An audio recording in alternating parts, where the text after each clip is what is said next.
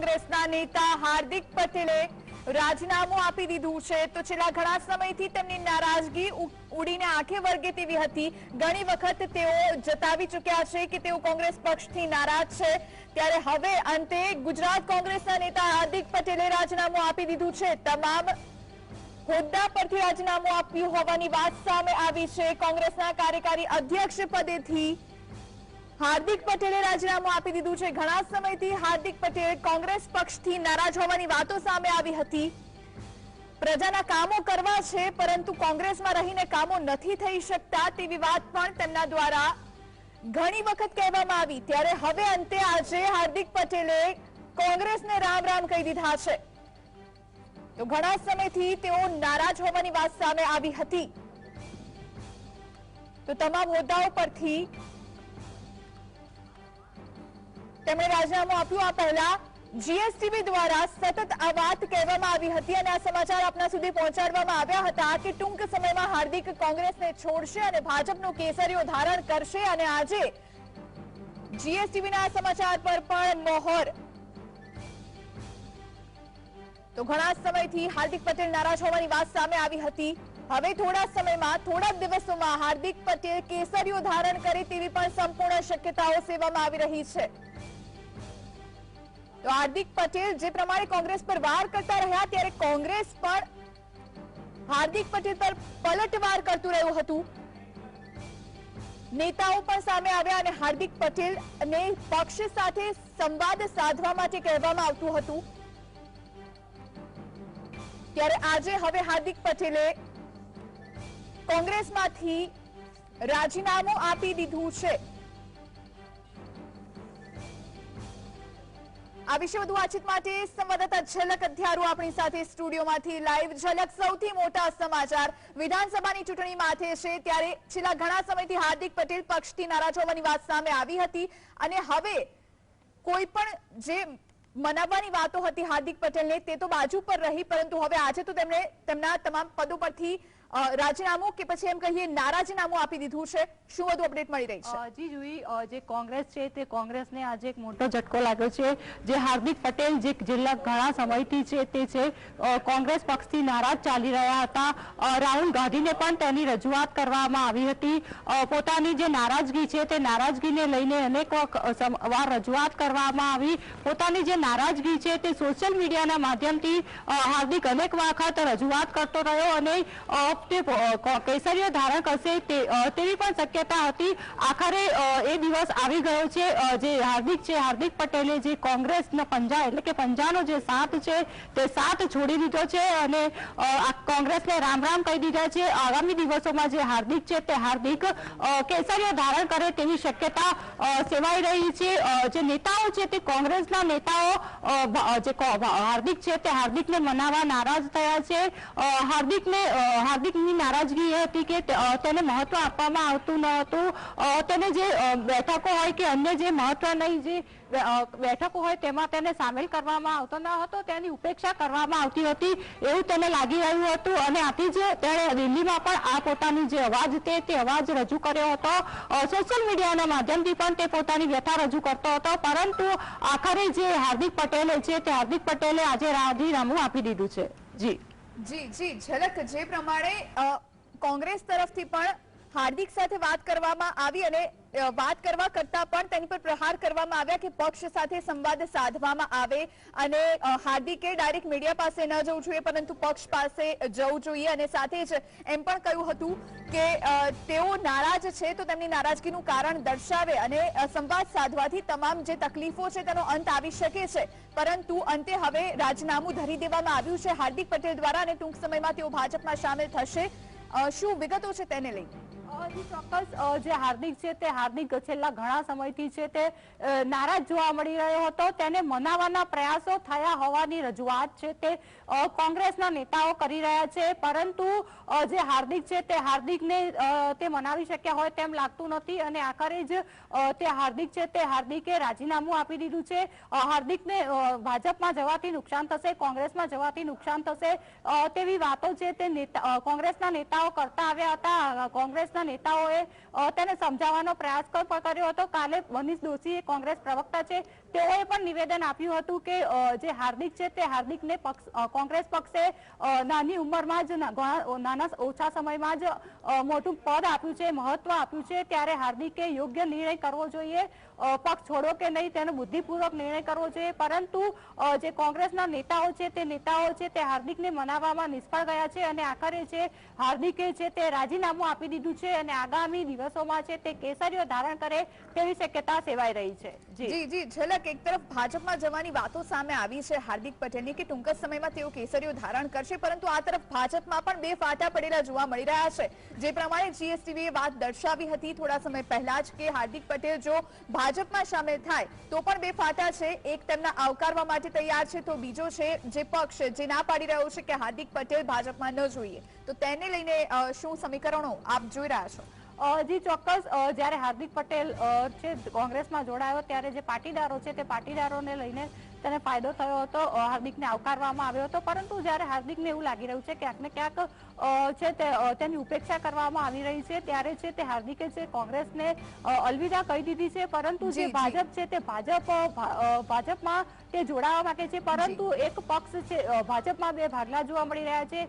જી ઝલક, આપને રોકવા માંગીશ. આપણી સાથે કોંગ્રેસ નેતા લલિત વસોયા જોડાયા છે. લલિતભાઈ, આપનું સ્વાગત જીએસટીવીમાં. જે પ્રમાણે હાર્દિક પટેલ જેમણે કોંગ્રેસમાંથી રાજીનામું કે પછી કહો નારાજીનામું ધરી દીધું છે અને ટૂંક જ સમયમાં તેઓ ભાજપમાં સામેલ થઈ શકે તેવી વાત સામે આવી છે, આપ સૌથી પહેલા શું કહેશો? હાર્દિક પટેલે કોંગ્રેસ છોડી ભારતીય જનતા પાર્ટીમાં જવાનું મન બનાવી લીધું હતું અને હાર્દિક પટેલે એ પ્રમાણે કર્યું છે. નારાજગીની વાત, કોઈ પણ વ્યક્તિ પાર્ટી છોડતો હોય તો કોઈને કોઈ કારણો રજૂ કરતા હોય છે. હાર્દિક પટેલને કોંગ્રેસ પાર્ટીએ ઘણું બધું આપ્યું હતું, પરંતુ હાર્દિક પટેલ ઉપર જે પોલીસ કેસો અને જે ફરિયાદો છે એના અનુસંધાને જે તે વખતે અમે સૌ મિત્રોએ જે પાટીદાર અનામત આંદોલનમાં હતા એ બધા મિત્રોએ કહ્યું હતું કે હાર્દિક આ બધું ન પતે ત્યાં સુધી તારે રાજનીતિમાં પ્રવેશ કરવો ન જોઈએ, આવતા દિવસોની અંદર મોટી મુશ્કેલીઓ ઊભી થાય. પરંતુ ત્યારે પણ હાર્દિક પટેલે ઉતાવળો નિર્ણય કરી અને કોંગ્રેસ પાર્ટીમાં જોઈન્ટ થયા હતા અને વ્યક્તિગત કોઈ કારણોસર હાર્દિક પટેલે આજે રાજીનામું આપી અને ભારતીય જનતા પાર્ટીમાં જવાનું મન બનાવ્યું હોય એવું બહુ સ્પષ્ટપણે લાગી રહ્યું છે. અને હાર્દિકનો આ જે નિર્ણય છે એમનો વ્યક્તિગત નિર્ણય છે, એટલે એમાં ટીકા ટિપ્પણ કરવાનો કોઈ સવાલ ઉપસ્થિત નથી થતો. જૂની લલિતભાઈ, જે પ્રમાણે હાર્દિક પટેલે સતત એવું કહ્યું છે કે તેઓની અવગણના પક્ષમાં થઈ રહી છે, તેઓ પ્રજાના કામો કરવા માંગે છે પરંતુ આ પક્ષમાં રહીને તેઓ કરી શકે તેમ નથી.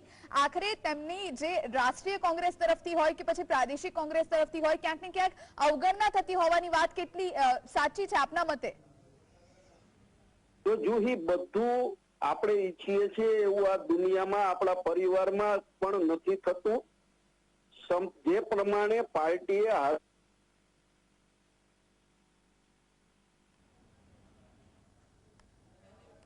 જી લલિતભાઈ, જીએસટીવી સાથે આપ જોડાયા તે બદલ આપનો આભાર.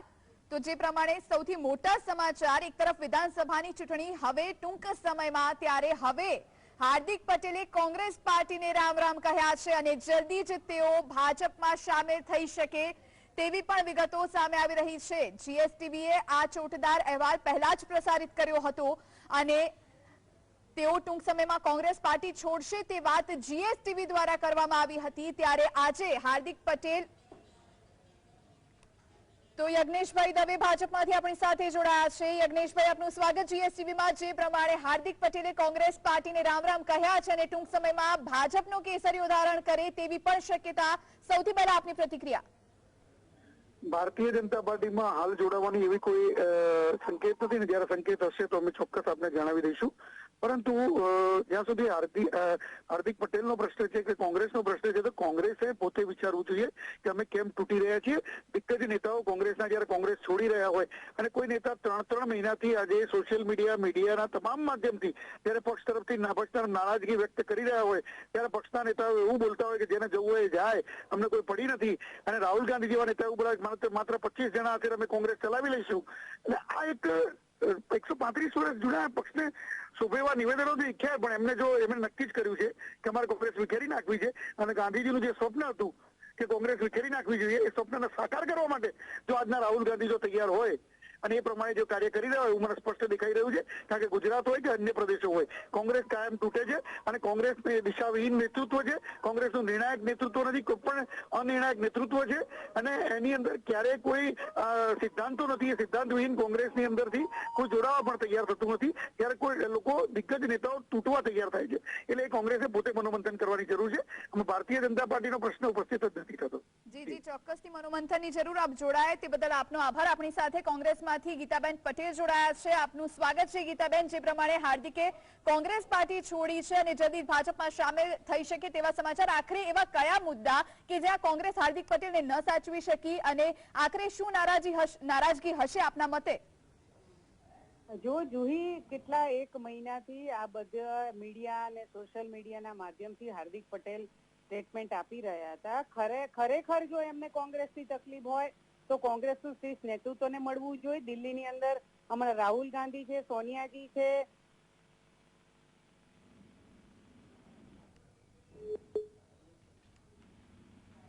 જી આભાર ગીતાબેન જીએસટીવી સાથે જોડાવવા માટે. તો થોડા સમય પહેલા જીએસટીવી દ્વારા સતત આ મુદ્દાને લઈને અપડેટ આપવામાં આવી રહી હતી કે હાર્દિક પટેલ ટૂંક સમયમાં કોંગ્રેસ છોડશે અને આજે તમામ હોદ્દાઓ પરથી હાર્દિક પટેલે રાજીનામું આપી દીધું છે. મહત્વપૂર્ણ છે કે હાર્દિક પટેલ કોંગ્રેસથી નારાજ હોવાની વાત સામે આવી હતી. સંવાદદાતા આપણી સાથે ઝલક જોડાયેલા છે. ઝલક, જે પ્રમાણે કોંગ્રેસમાંથી રાજીનામું કહો કે પછી નારાજનામું કહો આપી દેવામાં આવ્યું છે અને હવે હાર્દિક પટેલ શું સ્ટેપ લેશે તેની ઉપર પણ સૌ કોઈની નજર છે. ઝલક. જી ચોક્કસ જોઈ, જે હાર્દિક છે તે કોંગ્રેસ છોડશે તેવી અટકળો થતી હતી અને જે હાર્દિકે છે તે આજે રાજીનામું આપી દીધું છે. ત્યારે હવે બીજી એ પણ ચર્ચા ચાલી રહી છે કે જે હાર્દિક છે તે કોંગ્રેસ છોડીને હવે ભાજપનો સાથ આપશે, એટલે કે જે કેસરીઓ છે તે કેસરીઓ ધારણ કરશે. અગાઉ અનેક કોંગ્રેસના જે નેતાઓ છે તે કોંગ્રેસને અલવિદા કહીને ભાજપમાં જોડાયા છે, ત્યારે હાર્દિક પણ તેઓના પગલે છે તે ભાજપમાં જોડાય તેવી શક્યતા સેવાઈ રહી છે. તો બીજી બાજુ જે ભાજપ છે તે ભાજપ હાર્દિકને આવકારશે કે કેમ તે પણ એક પ્રશ્ન છે, કારણ કે જે ભાજપનું એક જૂથ છે તે એ નથી ઈચ્છતું કે જે હાર્દિક છે તે હાર્દિક ભાજપમાં આવે, એટલે કે કેસરીઓ ધારણ કરે. હાર્દિકને અપનાવવા માટે તે જૂથ છે તે સ્વીકાર્ય નથી. તે જૂથ નથી ઈચ્છતું કે હાર્દિક છે તે ભાજપમાં આવે અને આથી જ હવે એક જૂથ ઈચ્છી રહ્યું છે કે હાર્દિક કેસરીઓ ધારણ કરે, પરંતુ બીજું જૂથ ઈચ્છી નથી રહ્યું. આથી હવે જોવાનું એ રહે છે કે ખરેખર જે હાર્દિક છે તે હાર્દિક ભાજપમાં જાય છે કે કેમ. જી ઝલક, આપ જોડાયેલા રહેશો. તો મારી પાસે આ એક કાગળ છે, જે રાજીનામાનો કાગળ છે. હાર્દિક પટેલ દ્વારા આ રાજીનામું આપવામાં આવ્યું છે તે હવે હું આપની સમક્ષ રાખું છું. श्रीमती सोनिया गांधी जी कांग्रेस पार्टी की प्राथमिक सदस्यता से इस्तीफा देने हेतु अनेक प्रयासों के बाद भी कांग्रेस पार्टी द्वारा देश हित एवं समाज हित के बिल्कुल विपरीत कार्य करने के कारण कुछ बातें आपके ध्यान में लाना बहुत आवश्यक हो गया है.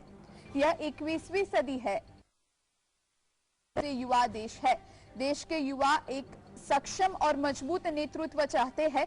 पिछले लगभग 3 वर्षों में मैंने यह पाया है कि कांग्रेस पार्टी सिर्फ विरोध की राजनीति तक सीमित रह गई है, जबकि देश के लोगों को विरोध नहीं, बस ऐसा एक विकल्प चाहिए जो उनके भविष्य के बारे में सोचता हो, देश को आगे ले जाने की क्षमता रखता हो. तो हार्दिक पटेल द्वारा आ पत्र લખવામાં આવ્યો છે. તો પાસ નેતા લાલજીભાઈ પટેલ આપણી સાથે જોડાયા છે. લાલજીભાઈ, આપનું સ્વાગત જીએસટીવીમાં. હાર્દિક પટેલ દ્વારા રાજીનામું ધરી દેવામાં આવ્યું છે અને ટૂંક સમયમાં તેઓ ભાજપમાં સામેલ થાય તેવી અટકળો પણ છે. સૌ પહેલા આપ કેવી રીતે જોઈ રહ્યા છો આ સમગ્ર મુદ્દાને?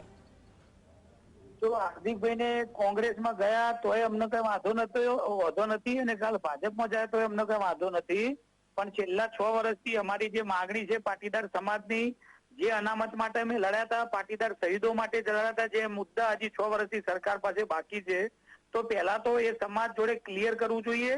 કારણ કે જયારે કોંગ્રેસમાં જોડાયા ત્યારે પણ આખા સમાજની અંદર બહુ દુઃખ લાગ્યું હતું, કારણ કે અમે કોઈ પાર્ટીમાં જોડાવા માટે આંદોલન નહોતું કર્યું કે કોઈ નેતા બનવા માટે નહોતું આંદોલન કર્યું, ફક્ત ને ફક્ત સમાજને ન્યાય મળે, અનામત મળે એના માટે આંદોલન કર્યું હતું. તો હવે ફરીથી જયારે પાર્ટીમાંથી રાજીનામું આપી છે ત્યારે મારે મીડિયાના માધ્યમથી એમને કહેવું છે કે બહુ વિચારીને કોઈ પક્ષમાં જોડાજો, કારણ કે સમાજના બે મુદ્દા બાકી છે. જી જી આભાર લાલજીભાઈ Thank you. જીએસટીવી સાથે જોડાવા માટે। तो जे प्रमाणे आ पत्र मारी पासे छे तेमा लख्यू छे एक ऐसा विकल्प चाहिए जो उनके भविष्य के बारे में सोचता हो, देश को आगे ले जाने की क्षमता रखता हो। अयोध्या में प्रभु श्री राम का मंदिर हो, सीएए एनआरसी का मुद्दा हो, जम्मू कश्मीर से धारा 370 हटाना हो अथवा जीएसटी लागू करने जैसे निर्णय हो, देश लंबे समय से इनका समाधान चाहता था और कांग्रेस पार्टी सिर्फ इसमें एक बाधा बनने का काम करती रही। भारत देश हो, गुजरात हो या मेरा पटेल समाज हो, हर मुद्दे पर कांग्रेस का स्टैंड सिर्फ केंद्र सरकार का विरोध करने तक ही सीमित रहा। कांग्रेस को लगभग देश के हर राज्य में जनता ने रिजेक्ट इसलिए किया है क्योंकि कांग्रेस पार्टी और पार्टी का नेतृत्व जनता के समक्ष एक बेसिक रोड मैप तक प्रस्तुत नहीं कर पाया। कांग्रेस पार्टी के शीर्ष नेतृत्व में किसी भी मुद्दे के प्रति गंभीरता की कमी एक बड़ा मुद्दा है। मैं जब भी पार्टी के शीर्ष नेतृत्व से मिला तो लगा कि नेतृत्व का ध्यान गुजरात के लोगों और पार्टी की समस्याओं को सुनने से ज्यादा अपने मोबाइल और बाकी चीजों पर रहा। जब भी देश संकट में था अथवा कांग्रेस को नेतृत्व की सबसे ज्यादा आवश्यकता थी तो हमारे नेता विदेश में थे। शीर्ष नेतृत्व का बर्ताव गुजरात के प्रति ऐसा है जैसे कि गुजरात और गुजरातियों से उन्हें नफरत हो। ऐसे में कांग्रेस कैसे अपेक्षा करती है कि गुजरात के लोग उन्हें विकल्प के तौर पर देखेंगे। दुख होता है जब हम जैसे कार्यकर्ता अपनी गाड़ी से अपने खर्च पर दिन में 500-600 किलोमीटर तक की यात्रा करते हैं, जनता के बीच जाते हैं और फिर देखते हैं कि गुजरात के बड़े नेता जो जनता के मुद्दों से दूर सिर्फ इस बात पर ध्यान देते हैं कि दिल्ली से आए हुए नेता को उनका चिकन सैंडविच समय पर मिला या नहीं। युवाओं के बीच में जब भी गया तो सभी ने एक ही बात कही कि आप ऐसी पार्टी में क्यों हो जो हर प्रकार से गुजरातियों का सिर्फ अपमान ही करती है, चाहे वह उद्योग के क्षेत्र में हो, चाहे धार्मिक क्षेत्र में हो, चाहे राजनीति के क्षेत्र से हो। मुझे लगता है कि कांग्रेस पार्टी ने युवाओं का भी भरोसा तोड़ा है, जिसके कारण आज कोई भी युवा कांग्रेस के साथ दिखना भी नहीं चाहता।